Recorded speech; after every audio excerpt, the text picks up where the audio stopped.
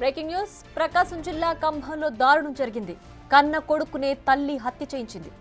తెలుగు వీధిలోని కదం శ్యామ్ అనే వ్యక్తిని ఆటో డ్రైవర్తో ముక్కలు ముక్కలుగా నరికించి చంపేసింది తల్లి సాలమ్మ. హత్య చేసిన తర్వాత శరీర భాగాలను గోనె సంచులో వేసి పంట కాలువలో పడేశారు నిందితులు. ఈ కేసులో పోలీసులు మృతుడి అన్న సుబ్రహ్మణ్యంని పోలీసులు ప్రశ్నించారు. దీంతో ఆయన నిజాలన్నీ బయటకు చెప్పేశాడు. ఆటో డ్రైవర్ మోహన్తో కలిసి తల్లి సాలమ్మే హత్య చేయించిందని ఆయన చెప్పాడు. శరీర భాగాలను పడేసిన ప్రాంతంలో పోలీసులు పరిశీలించారు.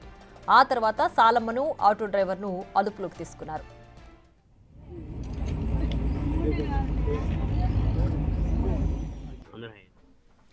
ఇక మరింత సమాచారం మా ప్రతినిధి జయరాం అందిస్తారు. జయరాం, చెప్పండి, అసలు ఏంటి హత్యకు సంబంధించి? తల్లే ఈ హత్యకు పాల్పడిందా? ఏంటి పూర్తి డీటెయిల్స్? ఎస్ ప్రియ, ప్రకాశం జిల్లా ఖమ్మంలోని తెలుగు వీధిలో దారుణమైన ఘటన వెలుగులోకి వచ్చింది. సొంత కొడుకైనటువంటి శ్యామ్ని కన్న తల్లి సాలమ్మ అయితే దారుణంగా హత్య చేయించి ఆ బాడీని అయితే ముక్కలు ముక్కలుగా నరికిపించి ఆ బాడీని ఖమ్మం చెరువు ప్రాంతంలోని ఒక సైడ్ కాలువలో అయితే విసిరేశారు. ఇది మొత్తానికి ఏంటంటే ఇతను శ్యామ్ అనే వ్యక్తి చెడు వ్యసనాలకు బానిసయ్యాడు.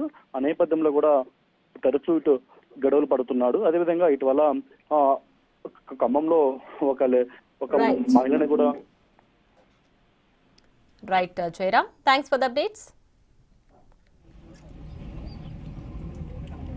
మీకు ఈ చూపించిందా నాకు ఏది